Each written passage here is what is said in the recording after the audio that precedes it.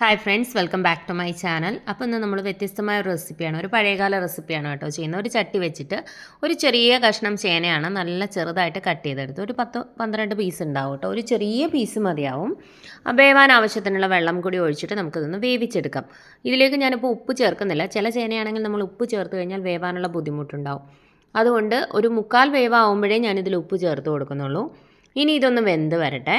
ഈ സമയത്ത് നമുക്കൊരു ചെറിയ കഷ്ണം കുമ്പളങ്ങ കൂടി ചെറിയ പീസാക്കി ഒന്ന് കട്ട് ചെയ്ത് മാറ്റി വെക്കണം. ഏകദേശം സെയിം അളവിൽ എടുത്തോളൂ.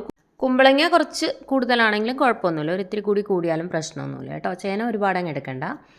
അപ്പോൾ ചേന ഒരു പകുതി വേവ് കഴിഞ്ഞതിന് ശേഷമാണ് ഞാൻ കുമ്പളങ്ങ ചേർത്ത് കൊടുത്തത്. ഇനി ഇത് വേവാൻ ആവശ്യത്തിനുള്ള ഉപ്പ് കൂടി ഇട്ടതിന് ശേഷം ഒരു സ്വല്പം വെള്ളം കൂടി നമുക്ക് ഒഴിച്ചു കൊടുക്കാം. എന്നിട്ട് നമുക്കിതൊന്ന് വേവിച്ചെടുക്കാം. ഉപ്പ് ഇപ്പോൾ ചേർത്ത് കൊടുക്കുക കേട്ടോ, കാരണം ചേന ഒരു 1/4 വേവോളം ആയിട്ടുണ്ട്. ഇനി ഇതിനകത്തേക്ക് നമുക്ക് കുറച്ച് വെള്ളം ഒഴിച്ചിട്ടുണ്ട്. ആവശ്യത്തിന് കറിവേപ്പില കൂടി ചേർത്ത് കൊടുത്തു.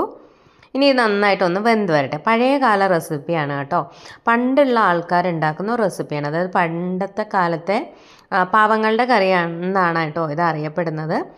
അപ്പോൾ വ്യത്യസ്തമായ റെസിപ്പിയാണ്, ഒരു വ്യത്യസ്തമായ ടേസ്റ്റും ഒക്കെയാണ് കേട്ടോ. കരിങ്കാളൻ എന്നാണ് കേട്ടോ ഇത് പറയുന്നത്. നമ്മുടെ നോർമൽ കാളനിൽ നിന്നും വ്യത്യസ്തമായിട്ടൊരു ടേസ്റ്റാണ്, അതുകൊണ്ടാണ് പാവങ്ങളുടെ കറി എന്നറിയപ്പെടുന്നത്. അപ്പോൾ ഇത് നന്നായിട്ടൊന്ന് വെന്ത് വരട്ടെ. ഈ സമയത്ത് നമുക്ക് ഇതിനകത്തേക്ക് കുറച്ചൊരു അരപ്പ് തയ്യാറാക്കിയെടുക്കാം കേട്ടോ. സിമ്പിളാണ്, ഒരുപാട് ഇൻഗ്രീഡിയൻസ് ഒന്നും വേണ്ട, പെട്ടെന്ന് ഉണ്ടാക്കിയെടുക്കാൻ പറ്റുന്ന ഒരു റെസിപ്പിയാണ്. നല്ല ടേസ്റ്റുമാണ്, മസ്റ്റായിട്ട് ഒന്ന് ട്രൈ ചെയ്യുക കേട്ടോ. ഇന്നത്തെ കാലത്ത് ഈ ടൈപ്പ് റെസിപ്പീസ് ഒന്നും ഉണ്ടാക്കുന്ന ആരും ഉണ്ടാവില്ല. ഇന്നത്തെ കാലത്ത് ഇങ്ങനെയുള്ള റെസിപ്പീസൊക്കെ നമ്മുടെ മക്കൾക്കൊന്നും ഇഷ്ടപ്പെടുകയില്ല. എന്നാലും വല്ലപ്പോഴും ഒക്കെ ഈ രീതിയിലൊക്കെ ഒന്ന് ട്രൈ ചെയ്ത് നോക്കുക കേട്ടോ. അപ്പോൾ ഇതിനകത്തേക്ക് കുറച്ച് കുരുമുളക് എടുത്തിട്ടുണ്ട്, 1 സ്പൂൺ കുരുമുളക് എടുത്തിട്ടുണ്ട് എരിവിനനുസരിച്ച് കേട്ടോ.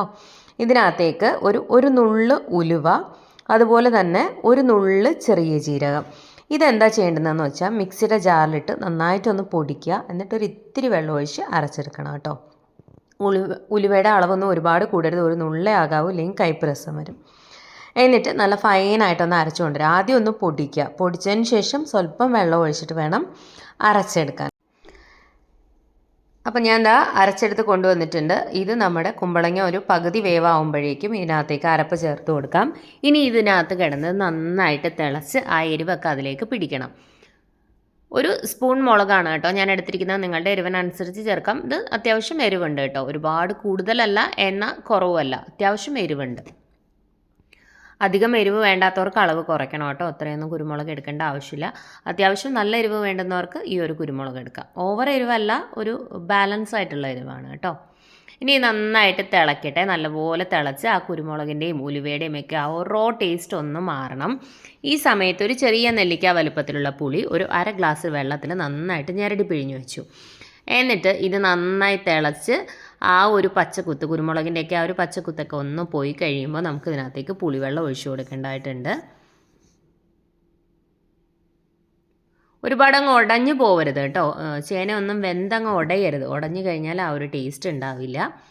നല്ല വേവണം, എന്നാൽ ഉടയുന്ന പരുവം ആവുകയും ചെയ്യരുത്. ആ ഒരു പരുവത്തിൽ വേണം വേവിച്ചെടുക്കാൻ കേട്ടോ. അപ്പോൾ ഇത് അത്യാവശ്യം ആയിട്ടുണ്ട്. ഇനി നമുക്കിതിനകത്തേക്ക് പുളിവെള്ളം ഒഴിച്ചു കൊടുക്കാം. പുളിയും എരിവും എല്ലാം കൂടെ ചേർന്നൊരു പ്രത്യേക സ്വാദാണ് കേട്ടോ. ആവശ്യത്തിനനുസരിച്ച് പുളി ഒഴിച്ചു കൊടുക്കുക. ഞാൻ ആദ്യം കുറച്ച് ഒഴിച്ചു കൊടുക്കുക, അതിനുശേഷം പിന്നീട് ചെക്ക് ചെയ്തിട്ട് എക്സ്ട്രാ വേണമെന്നുണ്ടെങ്കിൽ പിന്നീട് ഒഴിച്ചു കൊടുത്താൽ മതി. നന്നായിട്ടൊന്ന് തിളയ്ക്കണം. തിളച്ചതിന് ശേഷം ഒരു ചെറിയ കഷ്ണം ശർക്കര പൊടിച്ചിട്ടാണെങ്കിൽ ഒരു ടീസ്പൂണൊക്കെ മതിയാവും കേട്ടോ. 1 to 1.5 ടീസ്പൂണൊക്കെ ചേർക്കാം. ശർക്കരയുടെ അതായത് മധുരം മുന്നിട്ട് നിൽക്കരുത്, ആ പുളിയും എരിവും എല്ലാം ഒന്ന് ബാലൻസ് ചെയ്യാൻ വേണ്ടി മാത്രമാണ് നമ്മളിതിൽ ശർക്കര ചേർത്ത് കൊടുക്കുന്നത്. ഒരു പൊട്ട് ചേർത്ത് കൊടുത്താൽ മതി കേട്ടോ, ഒരു ചെറിയ കഷ്ണം. പുളി മുന്നിട്ട് നിൽക്കാതിരിക്കാനും എല്ലാം ഒന്ന് ബാലൻസ് ആവാനും വേണ്ടിയിട്ട് മാത്രമാണ് നമ്മൾ ആ ഒരു ശർക്കര ചേർത്ത് കൊടുക്കുന്നത്.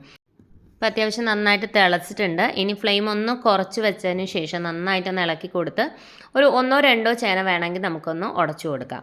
എന്നിട്ട് ഫ്ലെയിം നല്ല ലോയിൽ വയ്ക്കുക. നന്നായിട്ട് കുറുകി വരണം, അതാണ് അതിൻ്റെ ഒരു പരുവം കേട്ടോ. അടച്ചൊന്നും വയ്ക്കേണ്ട ആവശ്യമൊന്നുമില്ല, ഫ്ലെയിം നല്ല ലോയിൽ വെച്ചോളൂ. ഇപ്പോൾ നന്നായിട്ട് കുറുകി നല്ല പോലെ വന്നിട്ടുണ്ട്. ഒരുപാട് അങ്ങ് ലൂസാക്കരുത്, എന്നാൽ ഓവറായിട്ട് അങ്ങ് തിക്കാവുകയും ചെയ്യരുത് കേട്ടോ. ഈ ഒരു പരുവത്തിൽ വേണം നമ്മുടെ കാളനിരിക്കാൻ.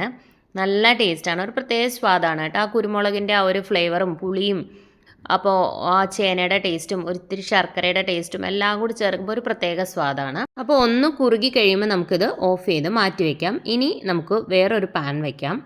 അപ്പോൾ ഇത് ഞാൻ ഓഫ് ചെയ്തിട്ടുണ്ട് കേട്ടോ.